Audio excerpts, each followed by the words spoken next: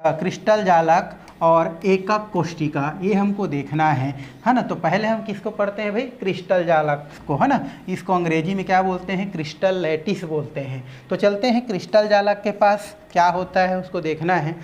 आप इससे पहले क्रिस्टली ठोस के बारे में क्या किए हैं? पढ़ चुके हैं, जिसमें आपको बताया था कि क्रिस्टली ठोस में अवयवी कणों की क्या होती है, जो व्यवस्था होती है वो क्या होता है? निश्चित होता है। बस उसी टाइप का है ना। इसके लिए हम लोग क्या करते हैं? एक डायग्राम बना देते हैं, 3D डायग्राम बनाते हैं भाई। इस प्रकार से हम लोग ये क्या कर सकते हैं? डायग्राम बना सकते हैं। ये इस प्रकार से आपको भी, है ना, बनाना है या बनाना आना चाहिए। ये हमारा कितना हो गया? 2 हमारा एक वर्ग हो गया। यहाँ पर एक और इस प्रकार से एक और हम व्यवस्था क्या कर देते हैं? अरेंज कर देते हैं। ये हो गया। अब इसके किनारे को यहाँ से, इसके किनारे को यहाँ से, इनके किनारे को यहाँ से और इनके किनारे को यहाँ से क्या कर देते हैं? हम लोग जोड़ देते हैं। अब यहाँ से इसको यहाँ से जोड़ दिया जाता है, इसको जो है यहाँ से जोड़ दिया जाता है और यहाँ से इसको यहाँ से जोड़ देते हैं। इनको यहाँ से जोड़ दिया गया, यहाँ से इसको यहाँ पर, इसको यहाँ से और इनको जो है यहाँ से क्या कर दिया जाता है? जोड़ दिया जाता है। तो एक हमारा 3D व्यवस्था होता है या त्रिविम व्यवस्था होता है। तो इन्हीं त्रिविम व्यवस्था में, किनमें? त्रिविम व्यवस्था में या त्रिविम आकाश में जो अवयवी कणों की जो नियमित ज्यामिति व्यवस्था होता है, यही नियमित ज्यामिति व्यवस्था आपका क्या कहलाता है? आपका क्रिस्टल जालक के नाम से क्या किया जाता है? जाना जाता है। तो इस तरीक़ा से क्रिस्टल जालक को क्या किया जा सकता है भाई? समझाया जा सकता है ना। तो ये हमारा एक 3D व्यवस्था होता है। तो त्रिविम, है ना, व्यवस्था में, या आप लिख सकते हैं त्रिविम आकाश में, त्रिविम आकाश में, त्रिविम आकाश में, है ना, अणु परमाणु, कण मतलब अणु परमाणु होता है, अणु परमाणु, है ना, अथवा आयनों की नियमित ज्यामितीय व्यवस्था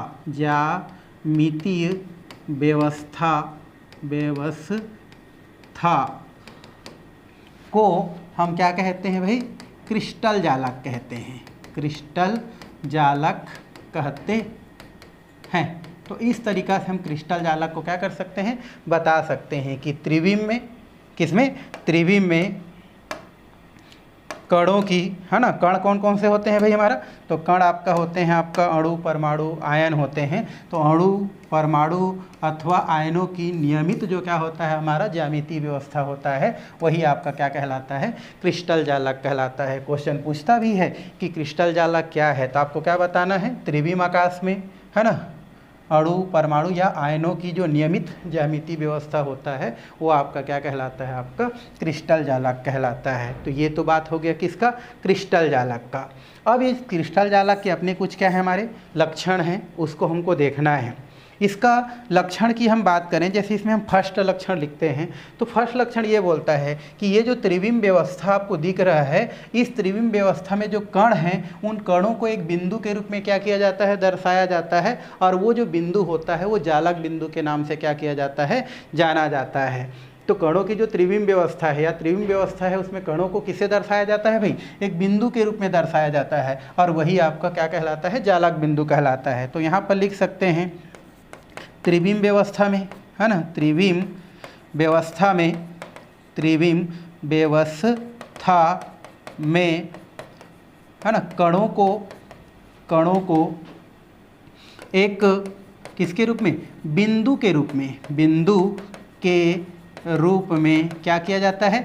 दर्शाया जाता है, दर्शाया जाता है, जिसे हम क्या बोलते हैं? जालक बिंदु कहते हैं, जिसे जालक बिंदु कहते हैं, जालक बिंदु कहते हैं, बिंदु कहते हैं। तो ये इसका पहले लक्षण भी हो गया, और साथ में यहाँ पर आप जो है इसको जो है एक क्वेश्चन भी बन गया कि जालक बिंदु क्या होता है। तो त्रिविम में या किसी भी क्रिस्टल के जो त्रिविम व्यवस्था होता है, उस त्रिविम व्यवस्था में जो कण होते हैं, उन कणों को एक किसके रूप में दर्शाया जाता है? बिंदु के रूप में दर्शाया जाता है। तो वो जो बिंदु होता है वो क्या कहलाता है? आपका जालक बिंदु कहलाता है। और ये जो पहला जो हम लोग टॉपिक लिखे हैं, ये क्रिस्टल जालक का पहला क्या होता है?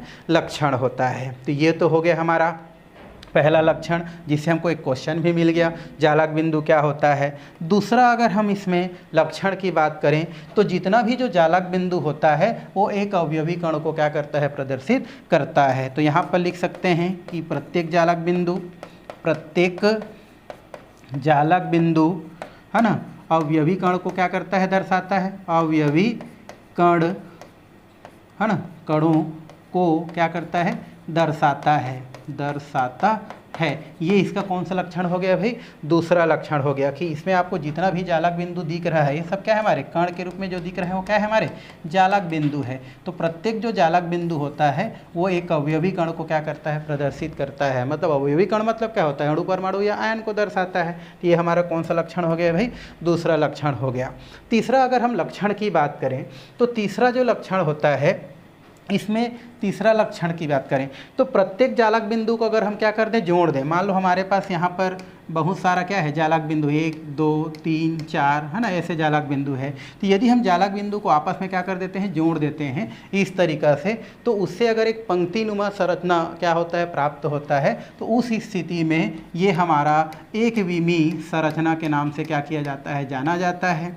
यदि ऐसे ही बहुत सारे जालक बिंदु ले लिया जाए और उन जालक बिंदु को अगर जोड़ करके ऐसा एक परत के रूप में क्या कर दिया जाए, व्यवस्थित कर दिया जाए, तो उस स्थिति में जो संरचना बनता है वो द्विविमीय संरचना को क्या करता है, आपका प्रदर्शित करता है। और अगर इस परत के ऊपर ऐसे ही सेम व्यवस्था वाला कई परत अगर क्या कर दिया जाए, अगर व्यवस्थित कर दिया जाए, तो उस स्थिति में जो हमारा संरचना तैयार होता है वो संरचना आपका क्या कहलाता है, त्रिविम संरचना के नाम से क्या किया जाता है, जाना जाता है। जैसे अंडा का एक करेट हो गया और उसके ऊपर वैसा ही बहुत सारे व्यवस्था कर दिया जाए, व्यवस्थित कर दिया जाए, तो वो जो व्यवस्था होता है वो आपका क्या होता है, त्रिविम व्यवस्था होता है। तो इस तरीक़ा से किसको समझाया जा सकता है भाई, क्रिस्टल जालक को क्या किया जा सकता है, समझाया जा सकता है। साथ में उसके कुछ लक्षण भी लिखा जा सकता है ना, जिसमें लक्षण से आपको एक क्वेश्चन भी प्राप्त हो जाता है, जालक बिंदु क्या है। तो आप भी बताना कि किसी भी क्रिस्टल में या किसी भी क्रिस्टल की जो त्रिविम व्यवस्था होता है, उस त्रिविम व्यवस्था में जो कण होते हैं उसको बिंदु के रूप में क्या करते हैं, दर्शाते हैं। वही आपका क्या कहलाता है, जालक बिंदु कहलाता है। तो ये तो हो गया क्रिस्टल जालक।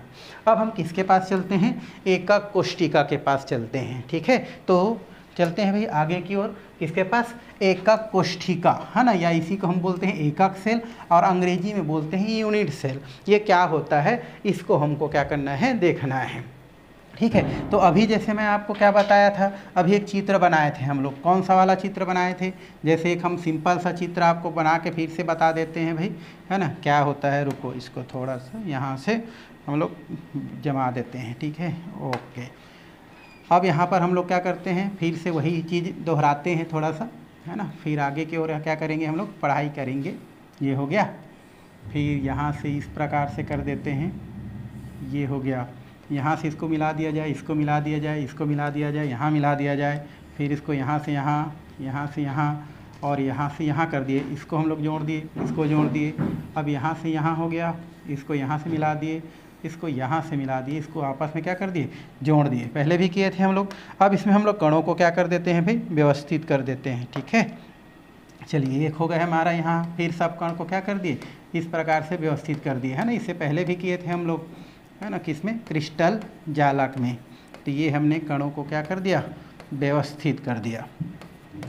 अब देखेंगे अभी आप जो है, ये जो है, और यहाँ से कर देते हैं ये। अब यहाँ पर आपको, अगर हम यहाँ पर आपको दिखाएं तो यहाँ पर आपको एक कण क्या हो रहा है, दिखाई दे रहा है। कैसे, देखो यहाँ से आप देखें, इसको दूसरा कलर ले लेते हैं, फिर आपको यहाँ से समझाते हैं भाई। ठीक है, ओके। तो यहाँ पर आप देख रहे हैं, यहाँ से यहाँ, यहाँ से यहाँ, यहाँ से यहाँ, इस प्रकार से आप देख रहे हैं। ये आपको क्या दिख रहा है हमारा, यहाँ से एक छोटा सा क्या होता है आपका भाग दिखाई दे रहा है। मतलब इसी को अगर यहाँ से मैं अगर निकाल दूँ तो इसकी संरचना क्या होता है आपका, इस तरीक़ा से क्या होता है आपका, बन जाता है। ये देखो, ये हमारा क्या हो गया, संरचना बन गया। तो यहाँ पर देखो, ये ऐसा बहुत सारे क्या है, संरचना है। तो ये हमारा जो होता है, यही आपका क्या कहलाता है, आपका यूनिट सेल कहलाता है। यूनिट सेल मतलब क्या होता है, हमारा इकाई सेल कहलाता है। मतलब हम ये बोल सकते हैं, ये हमारा क्या है भाई, ये क्रिस्टल जालक है। ये क्या है, क्रिस्टल जालक है, भी पढ़े हैं। और इसी क्रिस्टल जालक से हम क्या निकाल रहे हैं, यूनिट सेल निकाल रहे हैं। मतलब क्रिस्टल जालक का सबसे सरलतम भाग, सूक्ष्मतम जो भाग होता है उसको हम लोग क्या बोलते हैं, यूनिट सेल के नाम से जानते हैं, एकक सेल कहा जाता है ना। और ऐसे ही एकक सेल के मिलने से एक क्रिस्टल जालक का क्या होता है, निर्माण होता है। तो यहाँ से एकक जो कोष्टिका है उसको हम क्या कर सकते हैं, परिभाषित कर सकते हैं, क्या कि क्रिस्टल जालक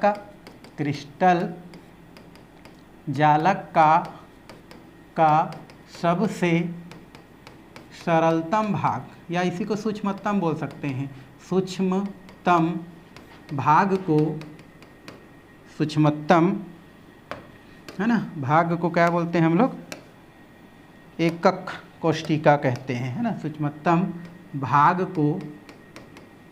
को एकक कोष्टिका या एकक सेल कहते हैं, कोष्टिका कहते हैं।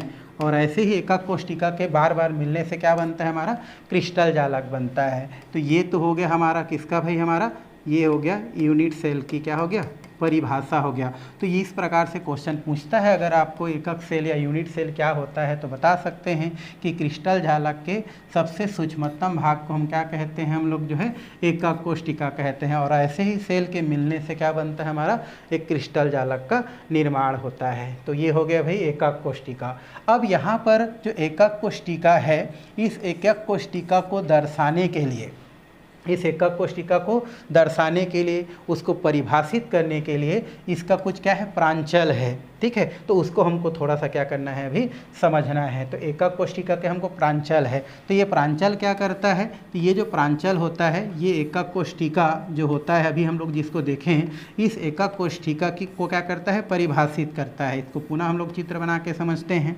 यहाँ पर आप देख रहे हैं कि यहाँ पर इनके क्या होते हैं, हमारे कुछ अक्ष होते हैं, लंबाई होते हैं। अगर इसको क्या कर दिया जाए, कुछ नाम दे दिया जाए, तो यहाँ पर हम क्या कर सकते हैं, मान लो इसको हम लोग दे देते हैं एक्स, ये वाला क्या हो गया आपका वाई, और ये वाला क्या हो गया आपका जेड। तो कोई भी एकक कोष्टिका में क्या होते हैं, हमारे 3 अक्ष होते हैं, या 3 अक्ष से दर्शाते हैं। एक होता है एक्स हो गया, वाई हो गया और जेड हो गया।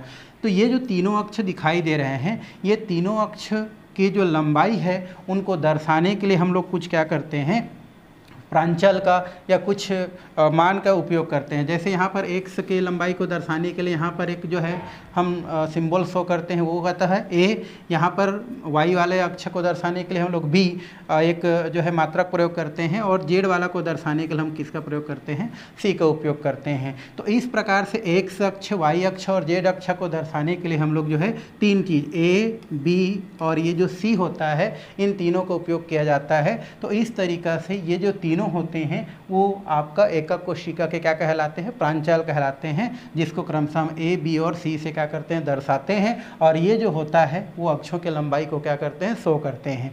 उसी प्रकार इन अक्षों के बीच में कुछ क्या होता है, हमारा कोण बनता है, जिसको हम लोग क्रमशः अल्फा, बीटा और किससे, हमारा गामा से शो करते हैं। तो ये भी जो है उनके बीच बनने वाले कोण को शो करता है। इस तरीक़ा से एकक कोशिका को दर्शाने के लिए टोटल जो है हमारा 6 पैरामीटर या 6 प्रांचल का उपयोग किया जाता है, जिसमें क्या होता है ए, एक होता है बी और एक होता है सी, जो कि अक्षों के लंबाई को शो करता है, और एक होता है अल्फा, बीटा और क्या होता है, गामा होता है, जो अक्षों के बीच का क्या होता है, कोण को क्या करता है, प्रदर्शित करता है। इस तरीक़ा से एकक सेल को परिभाषित करने के लिए टोटल जो है 6 पैरामीटर या 6 प्रांचल का क्या किया जाता है, उपयोग किया जाता है। तो ये तो हो गया हमारा किसका भाई, हमारा एकक कोशिका, और एकक कोशिका के क्या हो गया, प्रांचल। अब आगे हमको पढ़ना है एकक कोशिका जो है उनके प्रकार, हमको क्या करना है, देखना है। आगे हमारा है एकक कोशिका के प्रकार।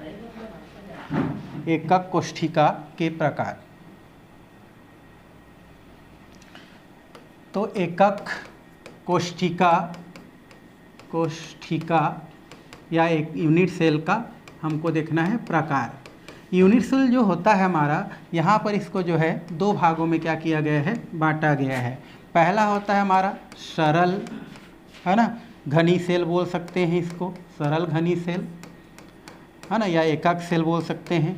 दूसरा होता है हमारा केंद्रित घनी सेल, केंद्रित घनी सेल, तो इसके कितने प्रकार होते हैं हमारे? 2 प्रकार। एक होता है सरल घनी सेल और एक होता है हमारा केंद्रित घनी सेल। ये जो केंद्रित घनी सेल होता है इसको पुनः जो है 3 भागों में क्या कर दिया जाता है?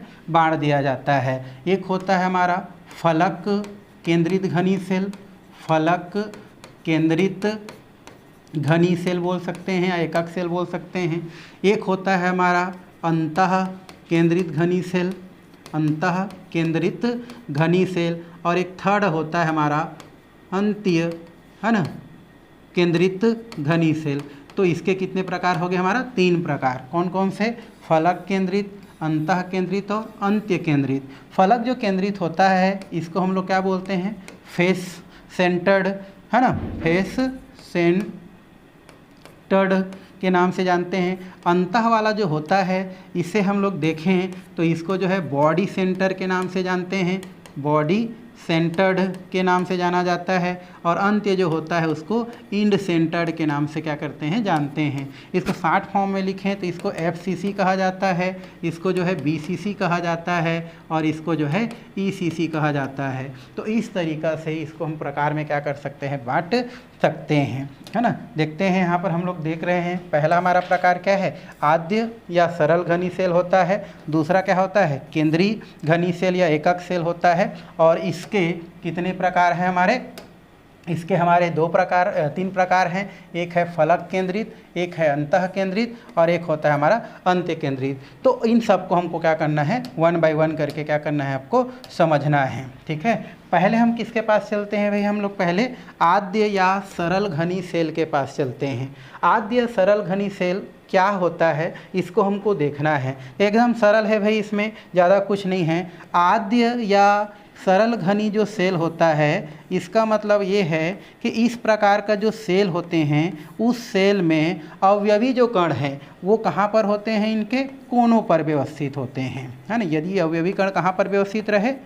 कोनों पर व्यवस्थित रहें। तो उस स्थिति में जो इकाई सेल बनता है या जो सेल बनता है उसे हम जो है सरल घनी सेल या सरल इकाई सेल के नाम से जानते हैं। और इसको भी शॉर्ट में लिखें तो SSC के नाम से जाना जाता है। तो यदि आपसे प्रश्न करें कि आद्य या सरल घनी सेल क्या होता है तो आप बता सकते हैं कि आद्य या सरल घनी सेल वह सेल होता है जिनमें जो अवयवी कण होता है ये अवयवी कण जो है इकाई सेल के कहाँ पर होता है? कोनों पर पाया जाता है। तो उस स्थिति में उस सेल का नाम क्या होता है? आद्य घनी सेल कहलाता है। तो ये हो गया हमारा आद्य। अब हम चलते हैं किसके पास? केंद्रित एकक सेल, जिसके कितने प्रकार हैं हमारे?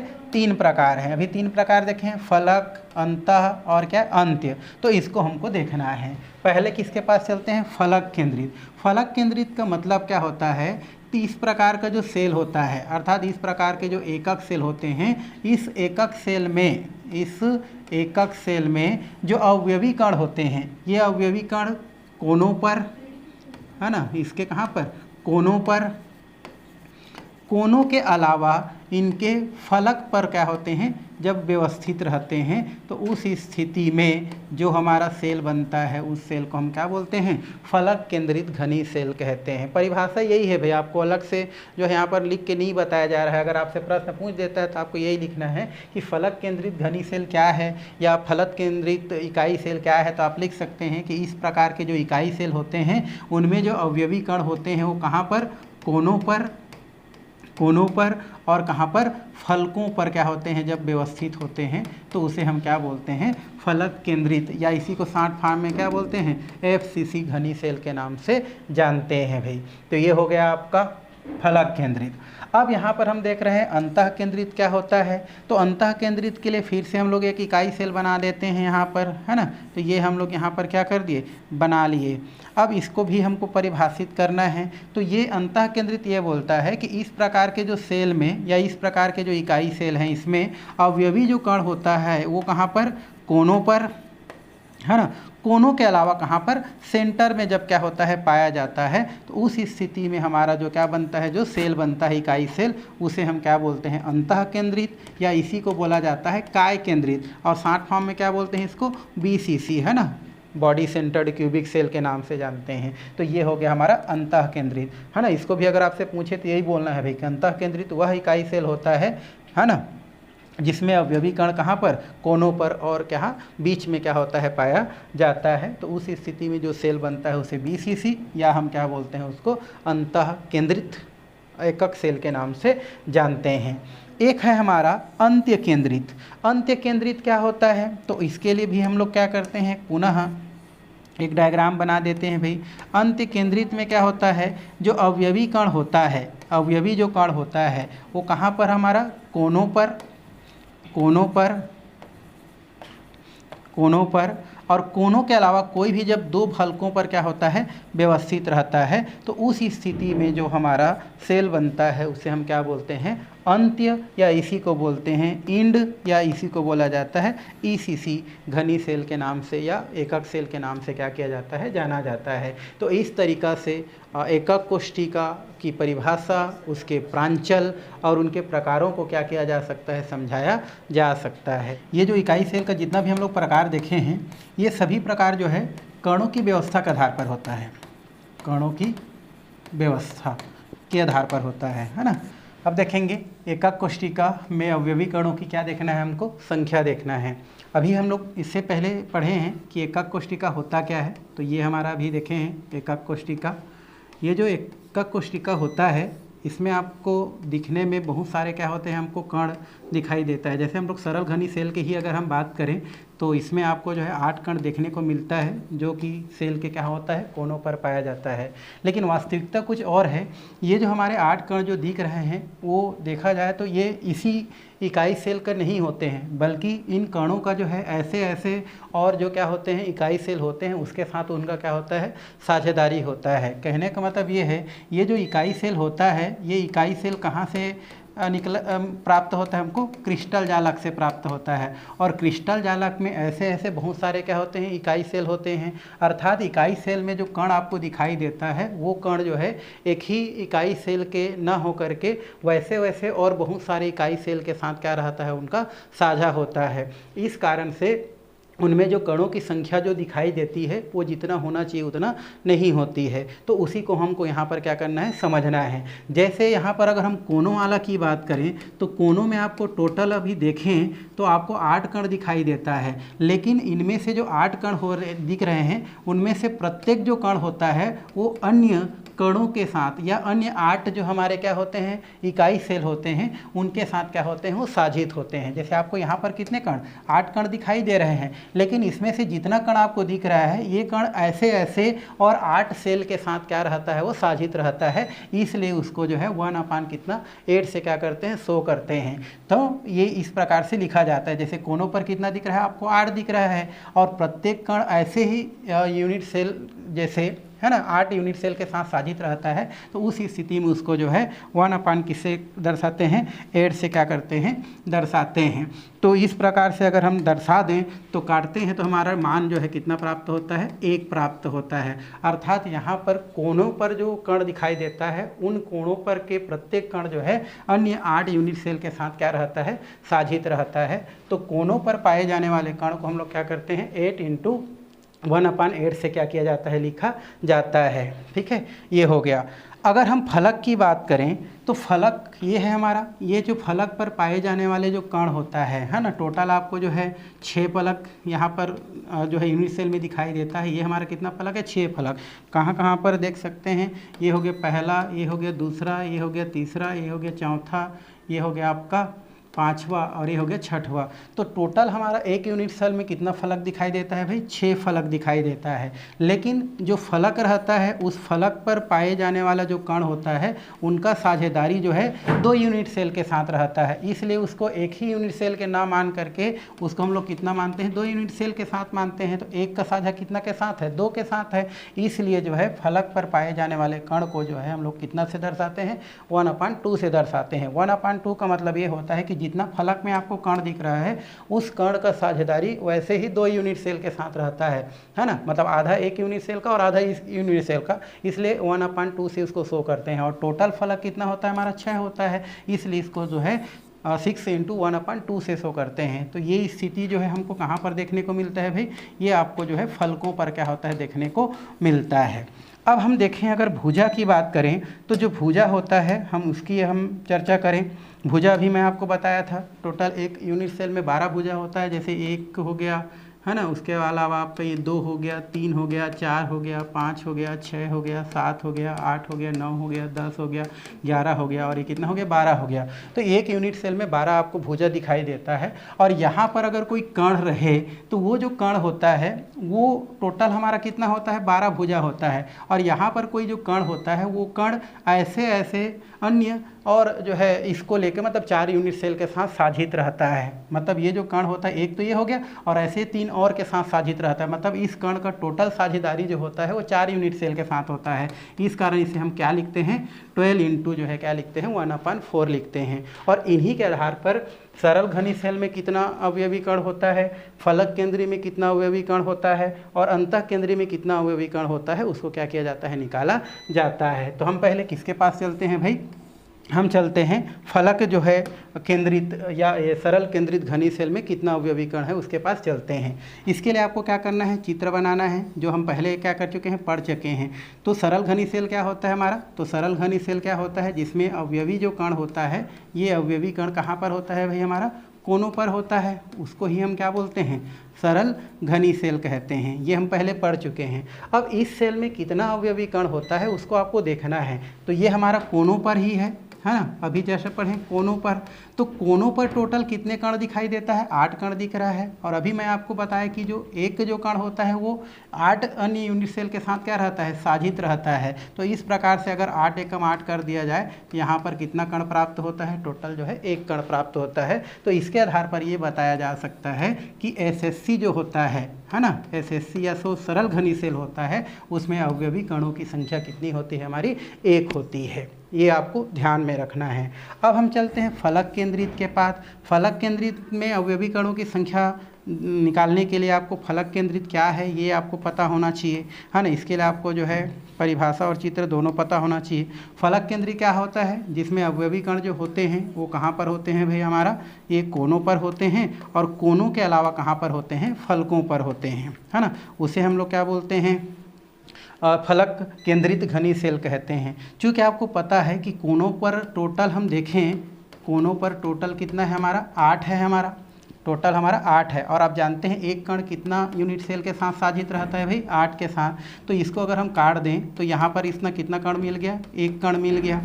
अब हम फलक की बात करें तो एक यूनिट सेल में फलक जो होता है वो कितना फलक बताया अभी मैं, 6 फलक होता है। तो फलकों पर 6 होता है। और फलक पर उपस्थित जो हमारा एक कण होता है वो 2 यूनिट सेल के साथ क्या रहता है, साझित रहता है। एक कण 2 के साथ साझित रहता है, इसलिए उसको भी अगर काट दें तो ये कितना हो जाता है, 6 हो जाता है। तो 1 ये हो गया और 3 ये हो गया, तो टोटल कितना हो जाता है, 4 प्राप्त हो जाता है। मतलब फलक केंद्रित जो घनी सेल होता है उनमें अवयवी कणों की जो संख्या होता है वो कितना होता है भाई, 4 होता है। तो इस तरीक़ा से आप निकाल सकते हैं।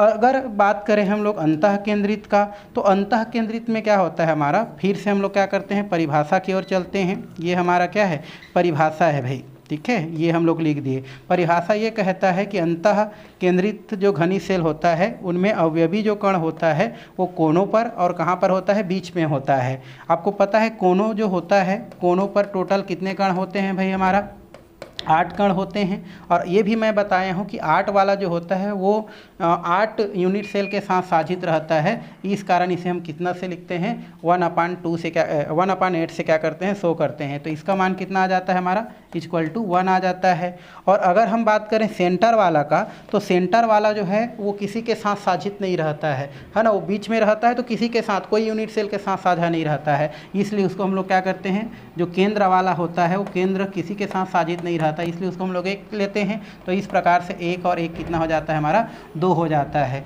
तो इस तरीक़ा से हम जो है यूनिट सेल में हम क्या कर सकते हैं, अवयवी कणों की संख्या निकाल सकते हैं। तो यहाँ पर आप देखें कि एसएससी जो होता है उनमें अवयवी कणों की संख्या कितना आता है, 1 आता है। बीसीसी की अगर हम बात करें तो इसमें अवयवी कण कितना आता है भाई, हमारा 2 आता है। और अगर हम एफसीसी की बात करें तो इनमें अवयवी कण कितना आता है, हमारा 4 आता है। तो इस तरीक़ा से हम क्या कर सकते हैं, तीनों सेल में अवयवी कणों की संख्या को हम क्या कर सकते हैं, ज्ञात कर सकते हैं, है ना। ये तो हो गया।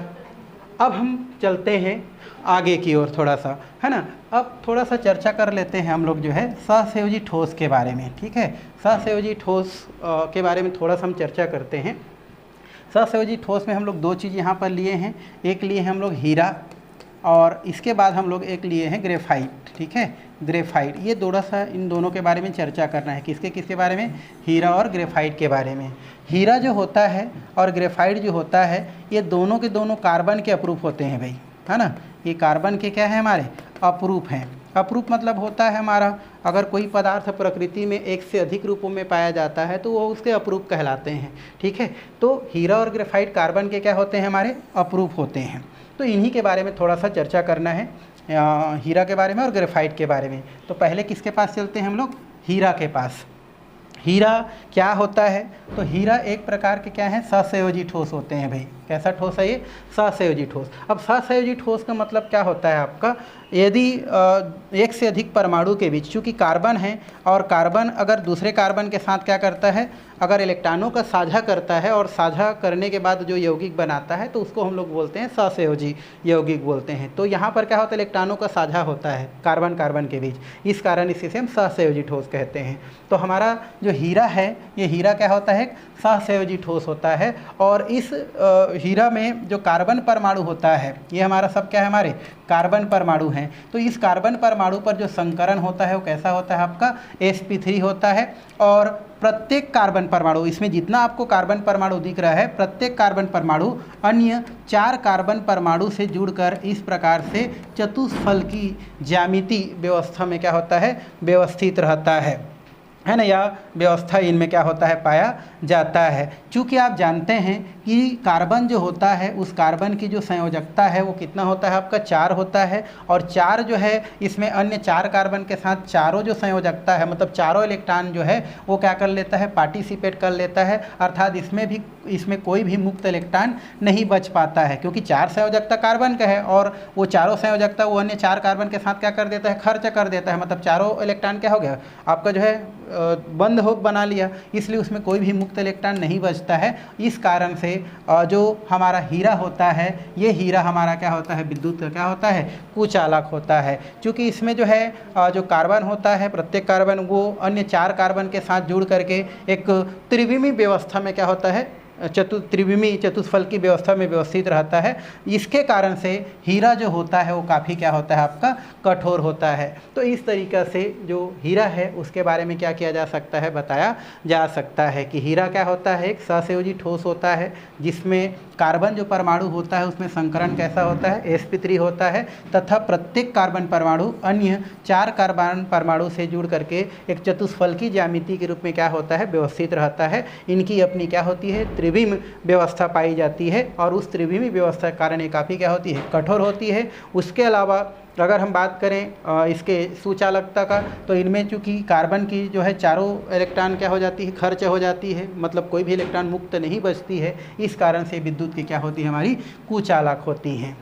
ये तो हो गया हीरा के बारे में, है ना। थोड़ा सा कार्बन की बात करें तो कार्बन का परमाणु क्रमांक कितना होता है? 6 होता है। और लिखें अगर तो 2 और कितना होता है? 4 बचता है। मतलब अंतिम कक्षा में कितना इलेक्ट्रॉन है? 4 है। इसी इनकी संयोजकता कितनी होती है? 4 होती है। अब हम थोड़ा सा चर्चा करते हैं किसके बारे में? ग्रेफाइट के बारे में। ग्रेफाइट क्या है? तो भाई ग्रेफाइट भी देखा जाए तो ये कहता है एक सहसंयोजी क्या होता है? ठोस होता है। और इसमें जो ग्रेफाइट पर जो कार्बन होता है, ये कार्बन जो होता है इसमें अगर हम संकरण की बात करें तो संकरण कैसा होता है आपका? sp2 संकरण क्या होता है? इसमें पाया जाता है। और इसमें से प्रत्येक कार्बन अन्य 3 कार्बन से, जैसे ये वाला कार्बन ले लें तो ये अन्य 3 कार्बन से जुड़ करके इस प्रकार से एक षटकोणी परती संरचना का क्या करता है? आपका निर्माण करता है। एक परती संरचना क्या करता है? बनाता है। तो ऐसे ही हमारे कार्बन के जो है एक षटकोणी एक परती संरचना क्या होता है? इनमें ग्रेफाइट में आपको देखने को मिलता है। इसमें क्या होता है? चूँकि इसमें से कार्बन के जो है 3 संयोजकता ही क्या हो रहा है? खर्च हो रहा है, क्योंकि 3 ही कार्बन के साथ जुड़ रहा है तो 3 हमारा इलेक्ट्रॉन ही खर्च हो रहा है। चौथा जो इलेक्ट्रॉन है ये मुक्त अवस्था में क्या होता है? मिलता है। इस कारण से जो ग्रेफाइट होता है वो विद्युत का क्या होता है हमारा सुचालक होता है। ये कैसा होता है? सुचालक होता है। उसके अलावा चूंकि ये क्या होता है षटकोणीय परती संरचना के रूप में पाया जाता है, मतलब षटकोणीय का एक से अधिक परत होता है, तो प्रत्येक परत जो है क्या करता है एक दूसरे के साथ कुछ आकर्षण बल से बंधा होता है, लेकिन वो जो आकर्षण बल होता है क्या होता है बहुत ही कमज़ोर होता है। इसलिए प्रत्येक परत एक परत के ऊपर दूसरे परत या दूसरे परत तीसरे परत के ऊपर क्या होता है कमज़ोर आकर्षण बल के कारण क्या हो सकता है फिसल सकता है। यही वजह है कि हमारा जो ग्रेफाइट होता है वो क्या होता है आपका मुलायम प्रकृति का होता है। तो इस तरीक़ा से हम जो है ग्रेफाइट के बारे में क्या कर सकते हैं बता सकते हैं, है ना, कि ग्रेफाइट क्या है। तो ग्रेफाइट एक कैसा होता है सहसंयोजी ठोस होता है जिसके कार्बन पर sp2 संकरण पाया जाता है, जिसमें प्रत्येक कार्बन अन्य 3 कार्बन से जुड़ करके एक षटकोण की परती संरचना का क्या करता है निर्माण करता है, जिसमें एक से अधिक परत होता है और प्रत्येक जो परत होता है वो एक दूसरे के साथ दुर्बल आकर्षण बल से बंधा होता है और जो एक दूसरे के ऊपर फिसल सकता है। इस कारण से कैसा होता है मुलायम प्रकृति का होता है। उसके अलावा इनमें केवल 3 इलेक्ट्रॉन ही क्या हो रहा है खर्च हो रहा है, बंध बनाने में भाग ले रहा है, चौथा इलेक्ट्रॉन मुक्त अवस्था में पाया जाता है। इस कारण से ये विद्युत का क्या होता है आपका सुचालक होता है। तो इस तरीक़ा से हीरा और ग्रेफाइट के बारे में बताया जा सकता है। तो आज के लिए फ़िलहाल इतना ही।